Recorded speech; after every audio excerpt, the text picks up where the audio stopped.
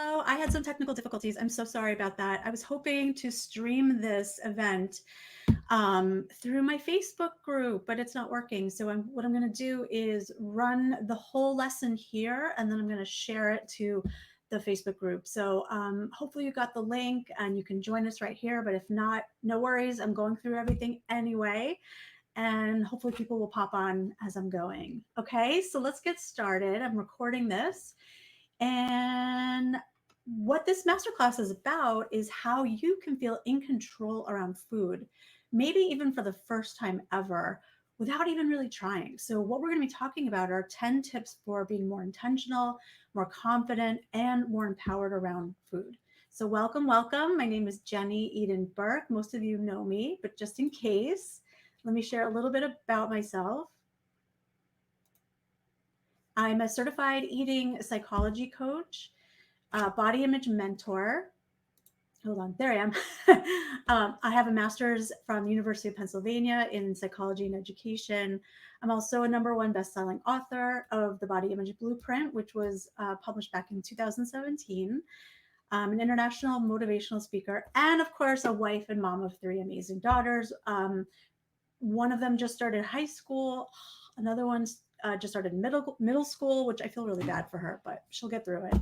And then my little one just started fourth grade. So I am super excited to be here with all of you guys today and share with you a topic that is truly like this whole eating psychology bit that I'm about and eating empowerment. It's not just, like, oh, I just, want to talk about it. This is like I live and breathe it. This is something I'm so passionate about, not only because I've seen and witnessed transformations with so many people by being able to dig into a little bit deeper into the food and body stuff that you've sort of carried around with you for so many years, but also because this is just something that is truly dear to my heart. This is something that I've struggled with my entire life. And I finally have broken free from all the angst and the shame and the guilt and the worry and the dread and the confusion that comes from dieting culture, from constantly being on a diet, from worrying about what to eat, when to eat, why to eat, and how to like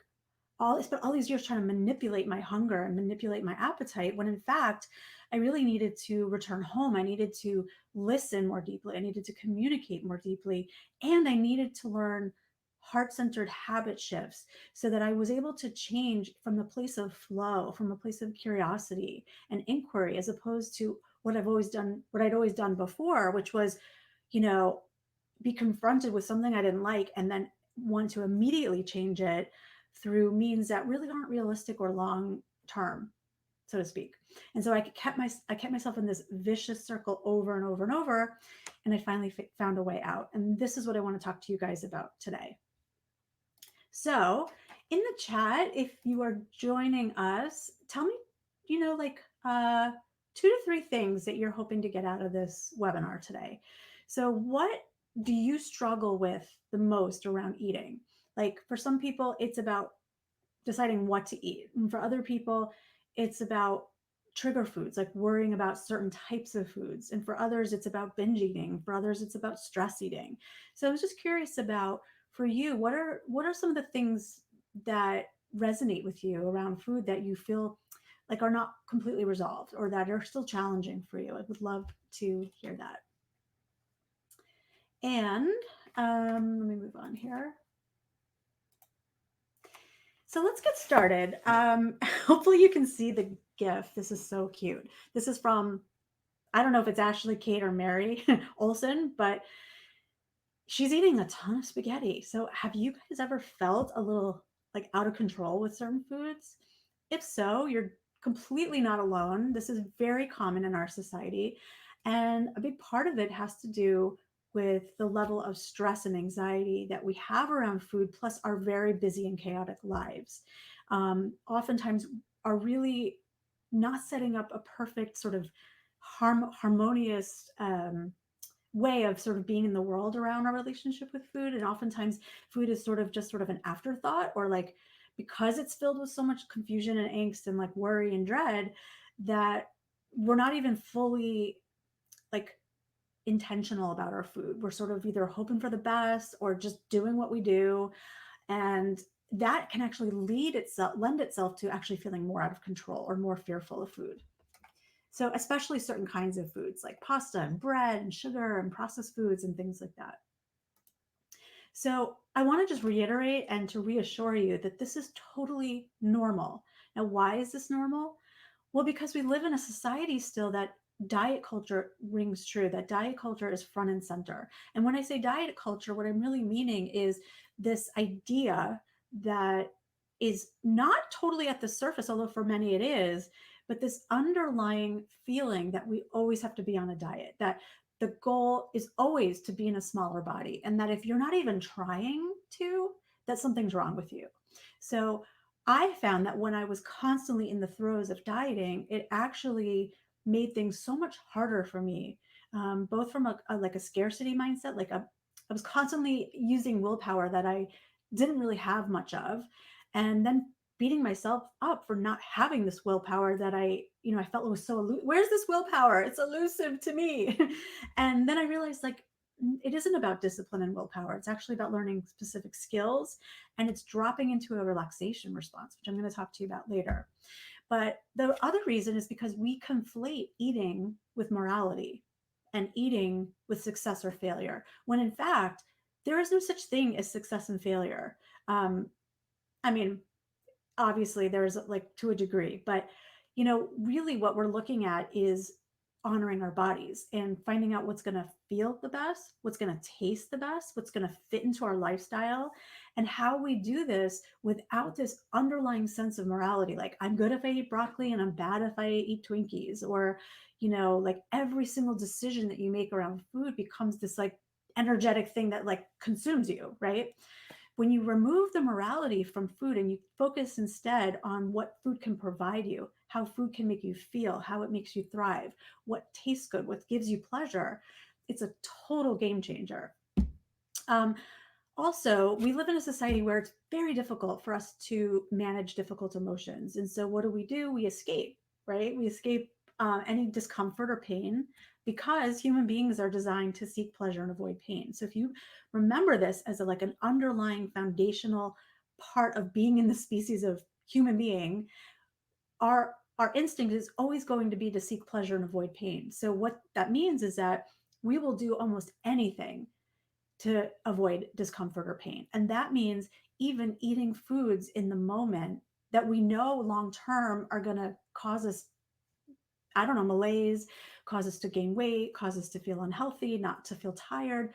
We will still do it for that momentary feeling of, the dopamine, the elated feeling, the satisfaction, over our long term goals. But the reason we do that is because this next reason, because we're in a constant low level stress response.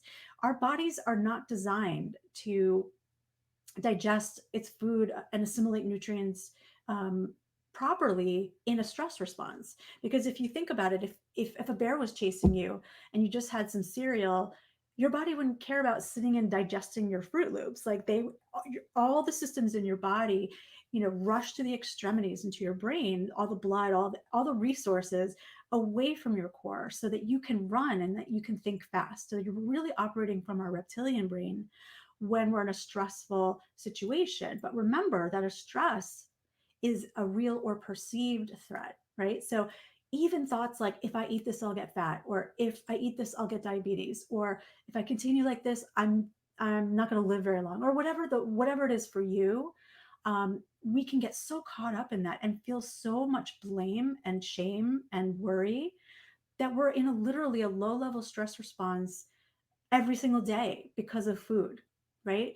And when we can drop into a relaxation response around food, and there are specific ways to do that, then you're giving your brain the ability to beef up the prefrontal cortex, which is the part of your brain that thinks long term, that has rational thinking, that plans things out. And when you're operating from your prefrontal cortex, you're much more able to not have to rely on willpower, and instead you're tapping into this amazing internal reserves that we each have.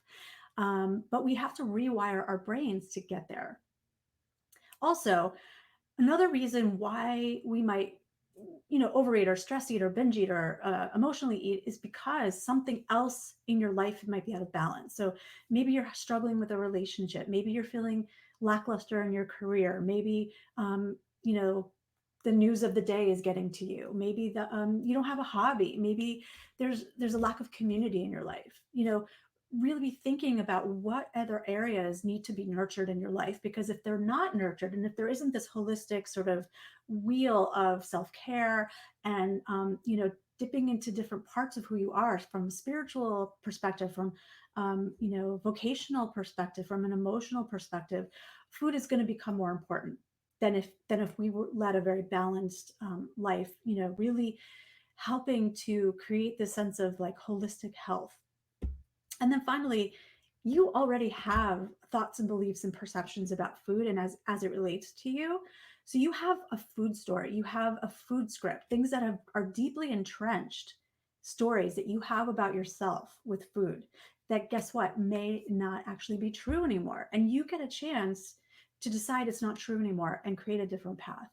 But you can't do that unless you're aware of it in the first place. And that's what we're here to do today.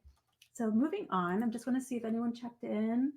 I guess I could try to go. No one's here yet. I can try to go live on Facebook, but I think I'm going to wait because I don't want to ruin the flow. Okay. So tell me if this resonates with you. We all want to be mindful. We all want to whatever, get relaxed. And we'll say, today I will live in the moment. Unless the moment is unpleasant, in which case I will have a cookie. And this totally punctuates this whole feeling, this whole idea of, I'm going to be intentional. I'm going to plan things. I'm going to be this, I'm going to do that. And then realize that when we're uncomfortable or when we're in pain and emotionally or physically, we're going to seek out pleasure first. Hopefully that makes sense. I'm sure it does. Okay.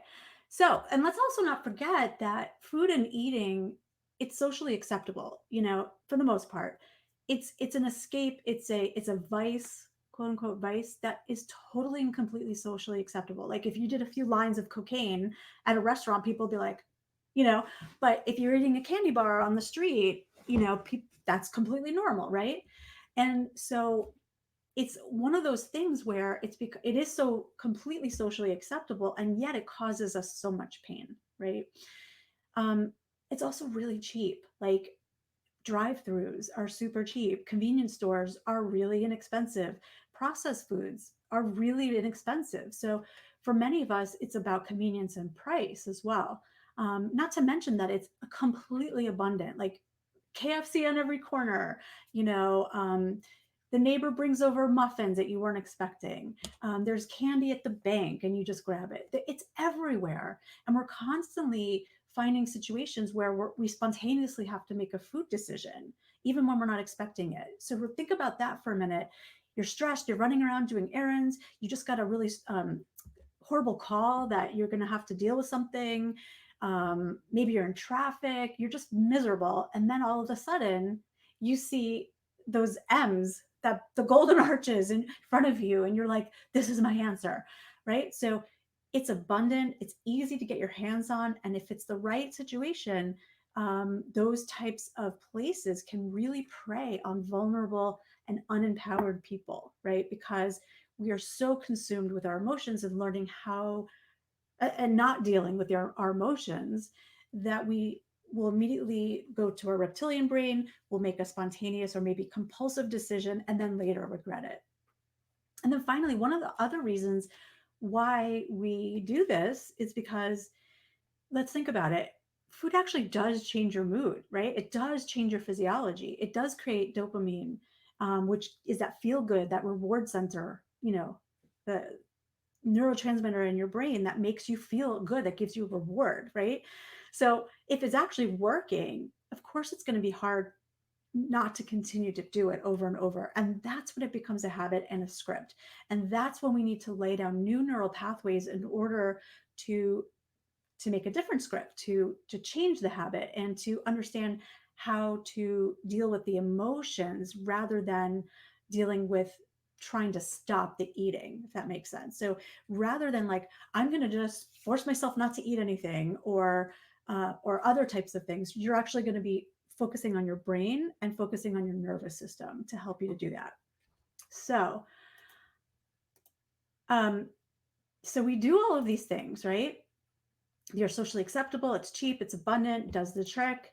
But really, what's the cost of that? I mean, in some ways, we're getting something out of that.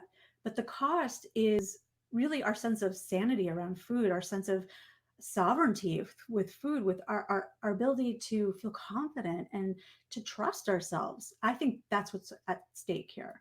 And the fact is that we don't need a special reason to eat, right? And we don't always eat because we're hungry. I wish that were true, but we eat when we're bored, and we eat when we're sad, and we eat when we're stressed or angry, or we eat when we're distracted, right? Those are all true. And we also eat when we're happy, right? We eat when we're in social situations, when we're celebrating. Food is such a big part of our society that it's very, very hard to really become intentional around food when there's all of these different um, things going on simultaneously, that make it even harder for us to really trust and listen to our bodies. So, in the chat, I would love to hear from you. When do you find yourself most often stress eating, binge eating, or emotionally eating? Again, when do you find yourself most often to stress, binge, or emotionally eat? And I'd love to hear your answers. Um, Obviously we also eat when we're hungry, but guess what? A lot of the people that I work with actually have no idea when they're hungry or when they're full, because there have been so many years of chronic dieting, of restricting calories and then binging, that our hunger hormones are completely not calibrated, in fact, and they're imbalanced. And so we have no satiety cues, or we have no hunger cues, and then it becomes even more confusing. But for the purposes of this class, that's for a whole nother topic, let's leave the physical hunger piece of it aside.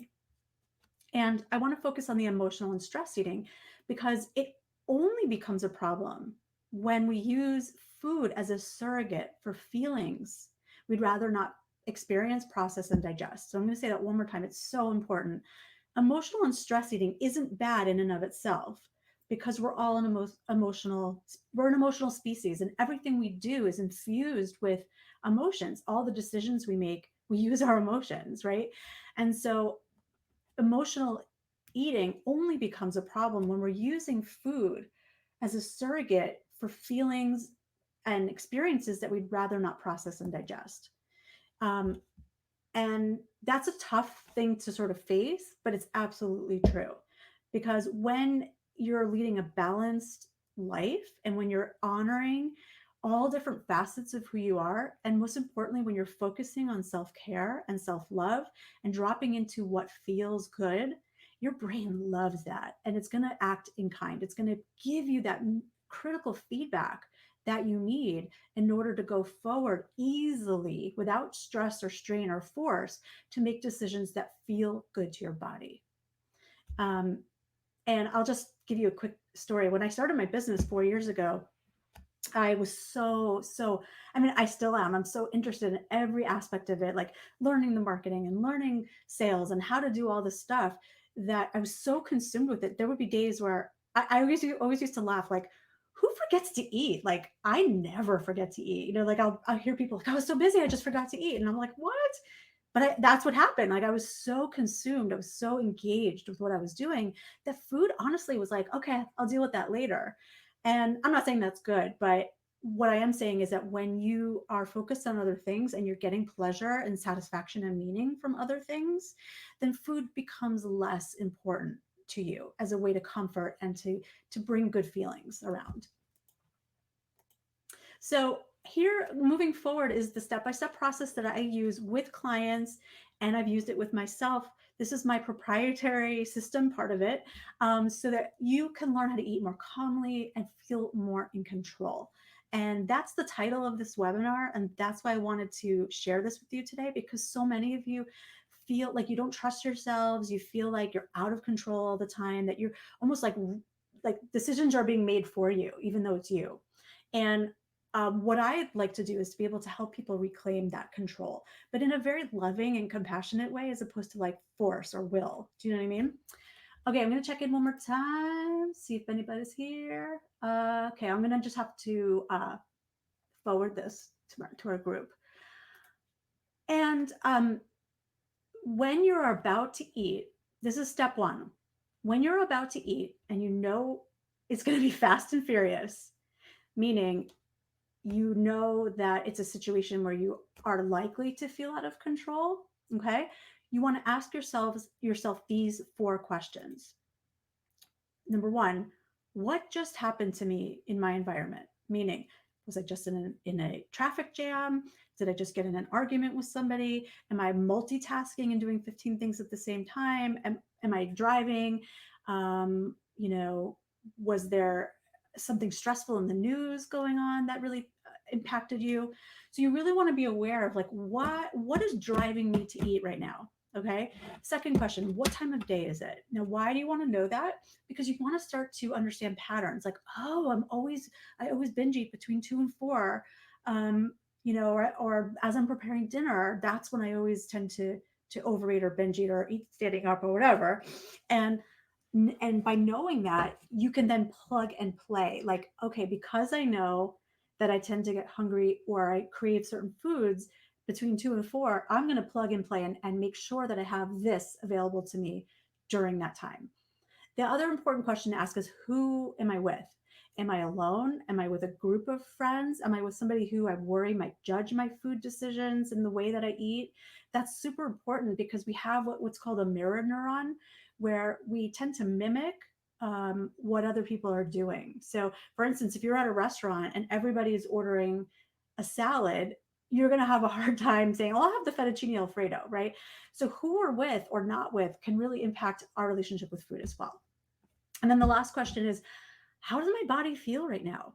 Like, am I hungry? How do I know I'm hungry? What emotions am I experiencing right now? And again, what we're trying to do with these four questions is to establish a pattern, to understand when you tend to eat compulsively, when you tend to overeat, when you tend to binge eat, and what are the circumstances around that. Because if you're aware of those, then you can start to make changes in that area as opposed to using force. I will not eat that instead of using force and willpower.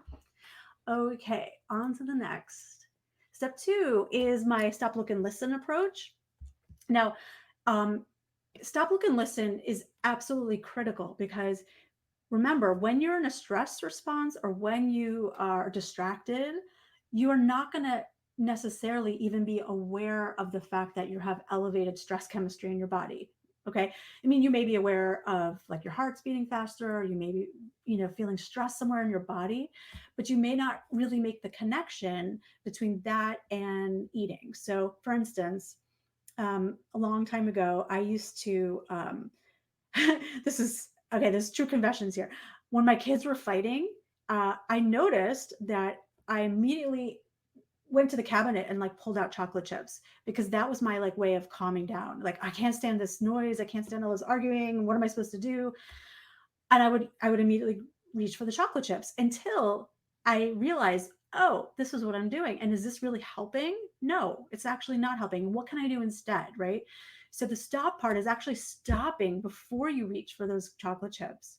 Right. And then look around, like, what is causing my stress right now? Oh, the kids are fighting. It's creating an elevated stress response in me. Right. And then the last part is listen. So I'm not hungry at all right now. I'm only doing this because I need some relief and comfort. So, because I know those things and because I adopted, I actually thought stopped, like I stopped and looked around. I understood why I was doing it. And then I was listening. I was able to then circumvent that food script, that behavior, and do something completely different. Number three is, and this is absolutely critical, you guys, it's to get relaxed. You must get relaxed. You have to go from sympathetic, which is your fight or flight or freeze response in your nervous system, to a parasympathetic response, or dominance, which is the rest and digest phase, which is the calming down. It's turning off the amygdala in your brain, which is the smoke detector that's telling your brain to run or to act fast in a crisis. And In my program, I teach very specific tools on how to do that. But just for today, you're creating stop gaps, deep breaths, 4-7-8 technique, many others that I can teach you in my signature program. And then I just love this quote by Donald Curtis: relaxation means releasing all concern and tension and letting the natural order of life flow through one's being. Doesn't that even sound like, I feel relaxed even just hearing that, right? Because it's really about taking what's going on in our brains, really, all the stress and the concern and the tension, and it's not putting meaning to it, right? And understanding that those are just our thoughts and emotions in response to circumstances. And if we can understand what the circumstances are that trigger us, we will have a better understanding of how to actually circumvent that, to actually stop it in its tracks and then get into the relaxation response. And it's like reminding yourself, I'm not in a crisis, I'm safe, everything is fine, like those types of things. Um, Another technique that really works well is a barrier technique. And what I mean by that is, um, sometimes I'll notice when like a bubble of panic is coming up, or stress, and I actually can see it in slow motion, like I'm walking to the freezer to get the ice cream because like I know I really I'm having trouble in that moment. And so what I have adopted is what I call the barrier technique, which is I'm going to give myself full permission to eat this ice cream if I want it. But first, I'm going to give myself 10 minutes. I'm going to give my brain 10 minutes to as a barrier. I'm going to go for a walk. I'm going to call a friend. I'm going to go get engaged in something else just for 10 minutes. And I even set a timer sometimes. And after 10 minutes, if I still feel that same drive and that same, like, I know I really want this, no guilt, no worries. I sit down, I eat it nicely, I enjoy it, and I savor it. But guess what? A lot of times I completely forget about it, or I change my mind, or I get engaged in something else, or I realize, oh, this is what I actually needed, right? But we can't do that if there's no barrier between the stimulus and the behavior, right? So that's the barrier technique. It's I love this technique so much because it's like you're giving yourself permission for a little time out. But again, with the knowledge, you're not denying yourself anything. You're just giving yourself a moment to really understand both the short term and long term consequences of that decision, if that makes sense. And then another really great tool that I use with clients is called Surfing the Urge. This is used a lot with addicts, with drug addicts, but it really can help with binge eating and compulsive eating behavior too. And essentially, what it is just a pyramid of discomfort. And if you look at this slide here, it's like yellow, orange, red. So, yellow might be like, oh, I'm feeling like overwhelmed and stressed and I'm worried about X, Y, and Z. I really want that ice cream. I think I want that ice cream. And then kind of breathing through it and understanding where your level of discomfort is, right? And then you may notice after yellow, you go and eat the ice cream. Maybe after a few weeks, and we surf this urge. Think of it as like a wave, like you have a beginning, a middle, and an end. And most people don't wait for the reprieve. They'll have the wave of discomfort, right? And then you'll take your way out. So you'll go grab the ice cream and then you feel peace. But what I'm suggesting is that sometimes if you surf that urge and you just wait it out, you will feel that reprieve automatically, because emotions, don't forget, have a beginning, middle, and end. And because we have such a hard time mitigating our emotions and processing our emotions and actually feeling our emotions, we will do anything to immediately stop it. And instead of taking that extra time to really understand how to move through those emotions. And this is also a very critical part of my program that I teach, I think in modules 3 and 4. Um, the step number 6 is to buffer the food binge. Now, what do I mean by that? Buffering the food binge? Look, what are you talking about? So what I'm talking about is, most experts and whatever people in this field will kind of say like, well, don't have that but have this, or avoid this at all costs. Like, whatever it is, like pasta or white bread or whatever. And for me, that always made me feel very anxious because it was like, when you tell me not to eat something, I'm gonna want it. You know what I mean? Or if you tell me this is like off limits, that's the very thing I'm gonna be thinking about.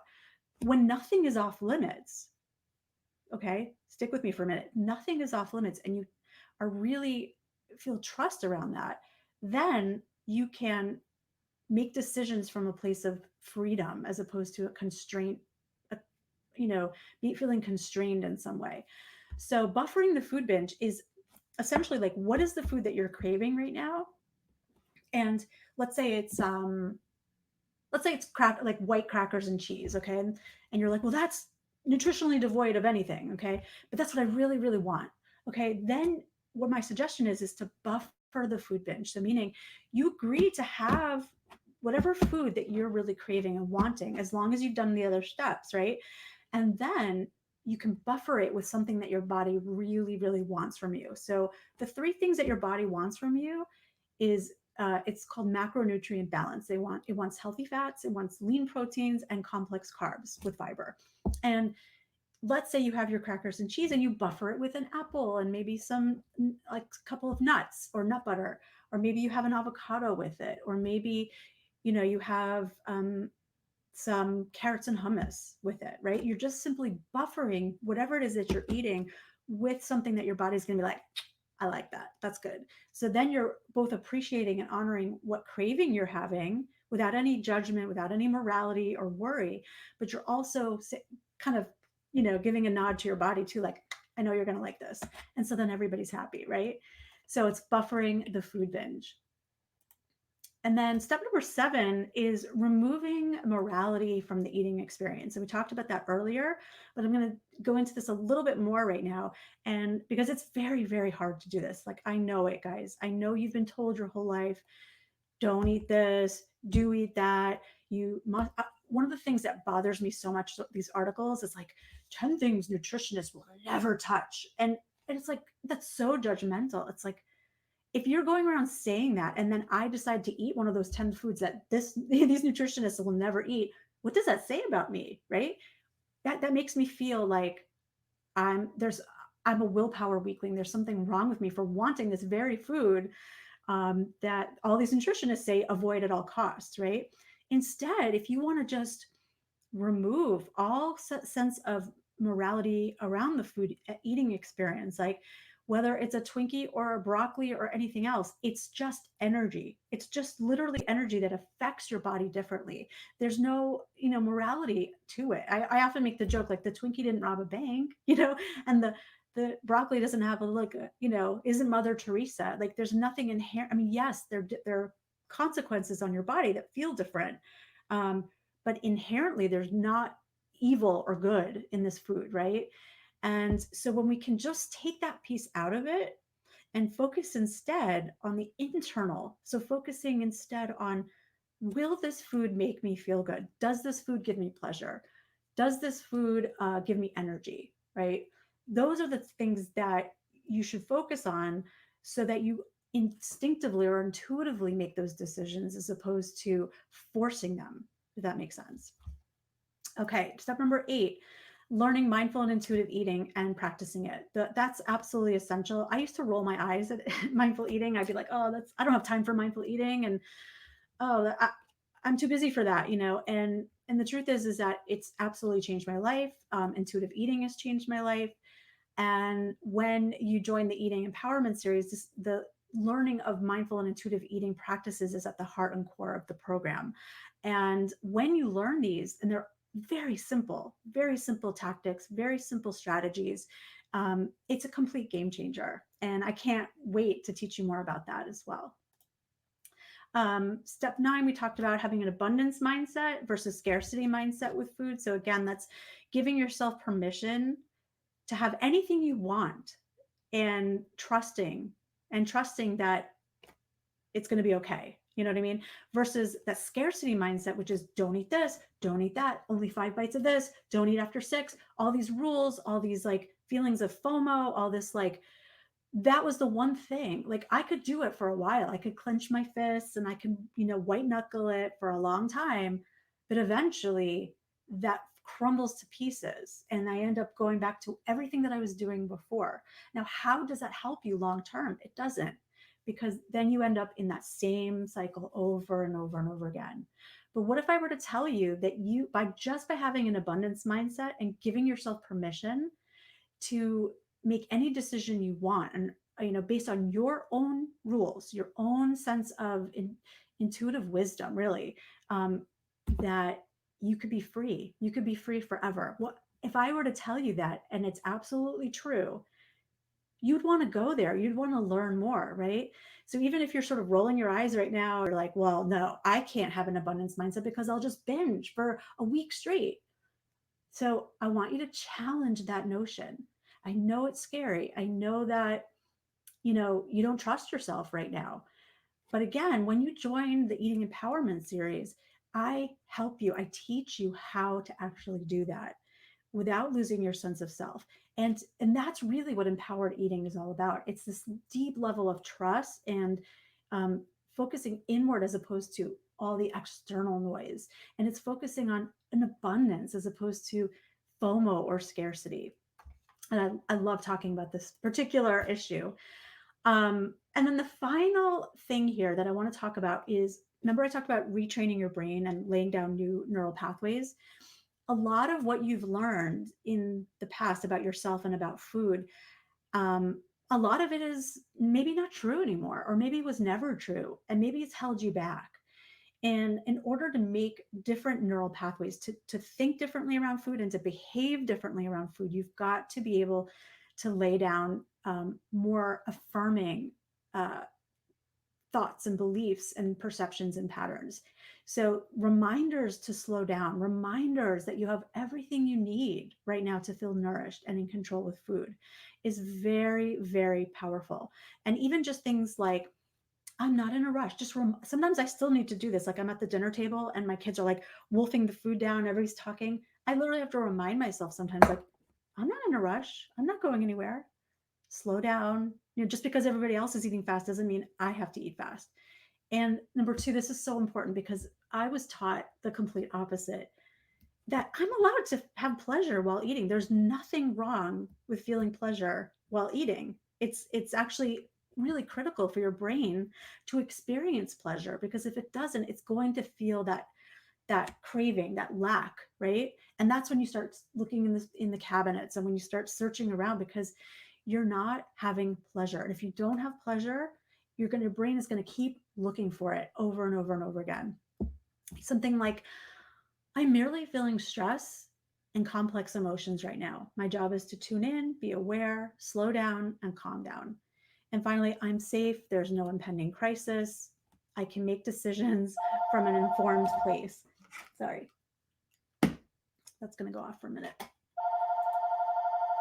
And I wanted you to really focus on this quote here. This is from Mark David from the Institute for the Psychology of Eating. And I just love this so much. It's basically pleasure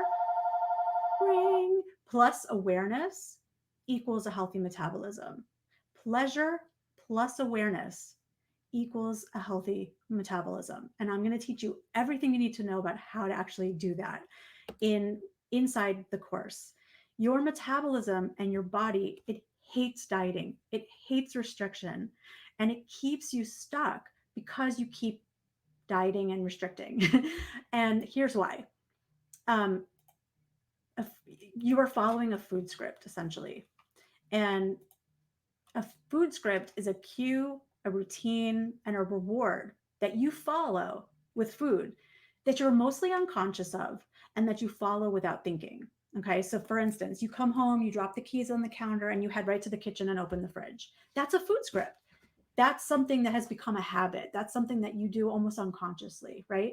So the fallback is that you will turn time and time again to this particular food script, especially when things feel unfamiliar, scary, stressful, or confusing. And a food script is also like a story or belief that you have about yourself with food that may no longer exist. So if you bring inquiry and question that, you may learn that you actually don't think that's true. So for instance, when I got my certification in mindful eating, we did this mindful eating exercise with crackers and cheese, and uh, I used wheat thins, and wheat thins was always a food like I would eat the whole box. Like I was so triggered around wheat thins, like I couldn't stop myself, right? And then when I did this mindful eating exercise, I used wheat thins and cheese, and I learned that I don't even like wheat thins. Like I don't like the texture, the taste tasted fake to me, and so all by myself, I was able to take a food that was very triggering for me and now has absolutely no pull whatsoever because I was really able to taste it and understand that this is a belief I used to have that's actually not true anymore. And that's incredibly freeing and empowering in so many ways because you get to break up with the wheat thins. Okay, and the good news is that you can rewire your brain to flip your food script and finally feel calm where once lay. This is such an awkward sentence. Where anxiety once lay. That was very dramatic, but it's true. Okay, so let me introduce to you my program. This is the third time I'm running it. Last year we had, oh, it was amazing. We had people from Israel and Canada and Alaska and where else? China. It was a fabulous group. I'm looking for people who are committed, who are ready to go a little bit deeper, actually a lot deeper, emotionally and within the construct of your relationship with food. So we're going to get into psychology, we're going to get into emotions, we're going to get into habits and changing habits, but from a really compassionate place, as opposed to maybe what you've always done, which is just forcing yourself to make changes. This is going to come from this really natural place, which in turn will help you create long term results, not just like short term results. And I just want to share a little bit about what's included in the program. There are 10 modules, 27 video lessons, and 4 bonus lessons. That's for the self-guided program, which you're welcome to do today as well. But what I'm going to be sharing about with you today is the live program, which I'm opening at the end of September 2019, maybe first week of October. It comes with workbooks and resources and articles and meditations and guest experts, meal planning hacks, weekly journal prompts. You have a whole separate Facebook community, and I'm going to introduce a lot of mindful and intuitive eating exercises right there in the group. Not to mention hot seat coaching, lots of one-on-one individual support and handholding. And most importantly, you're going to find and create the sustainable tools and techniques to tackle your stress and change your habits to live a long standing, holistic, and balanced life. Like that sounds amazing, right? All right. So here's just a little sneak peek of the different modules, but I'm also going to share with you a little more in depth about that as well. So, first week is laying foundations about what mind body nutrition is. The module 2 is all about the science of weight loss and a different solution to lose weight from a very loving place and um, a very gentle place that's coming from love as opposed to hate or loathing, right? Um, Modules 3 and 4 all about stress and binge eating and emotional eating. Modules 5 is mindful and intuitive eating. Module 6 is all about fullness versus satiety and understanding your hunger. Module 7 is all about body image. Module 8, eating empowerment on the go. So this is where we're going to talk about travel and going to restaurants and being in social situations and when you're doing errands and all that good stuff. Module 9 is a concept that I've created called the Pillars of Health and Hubs to Happiness. And that's how we bridge the gap between that wheel of holistic health. So like spirituality and your vocation and your relationships and all that stuff. And then finally, module 10 is all about the heart centered habit shifts. So it's how to create sustainable long term habit shifts that are actually going to stick because it's coming from a really, really intrinsic place as opposed to like a place of force or will. Um, the pricing. So for the self-guided program, it comes with 10 60-minute live weekly office hours and hot seat coaching, private Facebook group. You also get a copy of my book, a digital copy of my book, done for you macronutrient balance shopping list, and lifetime access to all the additional trainings, upgrades, workbooks, journal prompts, resources as the course continues. Now, the other program, this 10-week group coaching program is what I'm enrolling in right now. And that's application only. And it has everything that the self-guided program does, except there are also going to be 3 60-minute one-on-one sessions with me, 10 group coaching Zoom calls with lots of individual support. And there's a ton of bonuses as well, which I'm going to get into in a minute. Um, I want to take just a brief minute to talk about the pricing of this program, because I don't want anyone to get sticker shock. Is that the word? Because I want to make it work for you. This program is not cheap, but it's absolutely worth every penny. And what I would say to you is I want you to think about all of the programs you've done, all of the books you've read, all of the doctors you've seen, all the money you've spent on supplements, all of the nutritionists you've gone to see, all the gyms you've spent money on. And if you look back at your bank account, you're going to see that you have spent thousands, likely, of dollars on trying to figure out how to be healthy, how to be the weight you want to be, and just feel comfortable in your skin, right? And this program is going to be the last program that you ever need for that.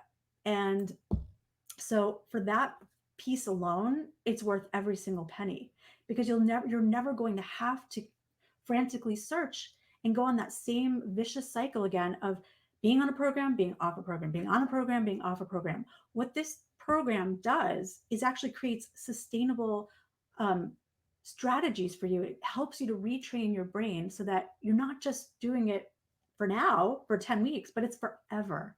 And that's the beauty of this. And that's why it's a long-term investment into your health, and into, really, it's a long-term investment into freedom, into food freedom, and not feeling that sense of angst all the time. Well, at least that's how I felt. I felt constant worry, confusion, and angst. And if you're feeling the same way, I strongly urge you to apply for this opportunity. And in fact, I have a fast action bonus, and it's actually a disappearing bonus. I'm super excited about this.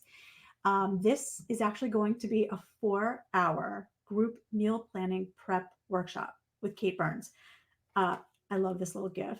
So if you're prepping pizza for the week and putting a little celery in there, this is going to be for you. This is going to be an amazing workshop. And we're actually going to be calling it a meal planning power shop with Kate and Jenny.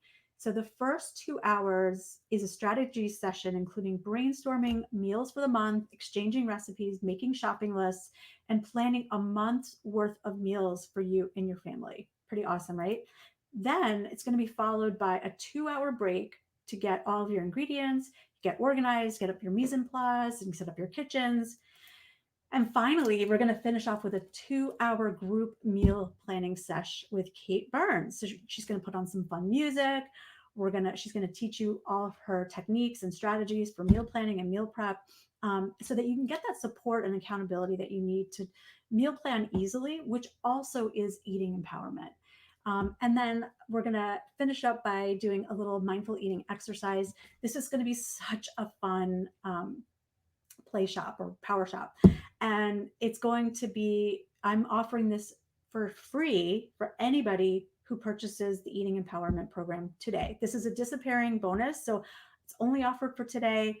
I'll probably keep it up in the morning for tomorrow and then shut it down by noon tomorrow. So do let me know if you're interested, and you go ahead and apply, and this will be part of your bonus. So I do have time for Q&A. And you can certainly, because of the tech issues, you can leave your comments in the Facebook group. You can email me. You can set up a call with me. Anything you want to do to get more info about this experience, please reach out to me. That would be great. And don't forget, apply for your spot today.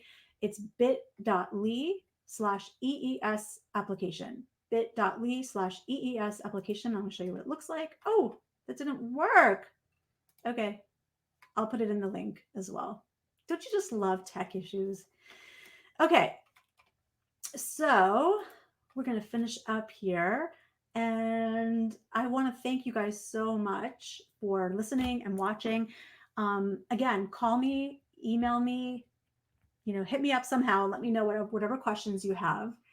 And let's just finish up here. So thanks so much. I'm going to put this in the Facebook group and also in the in my business page. So, and then I'm going to keep it up for 24 hours and then we'll take it from there. Thanks, guys. Bye.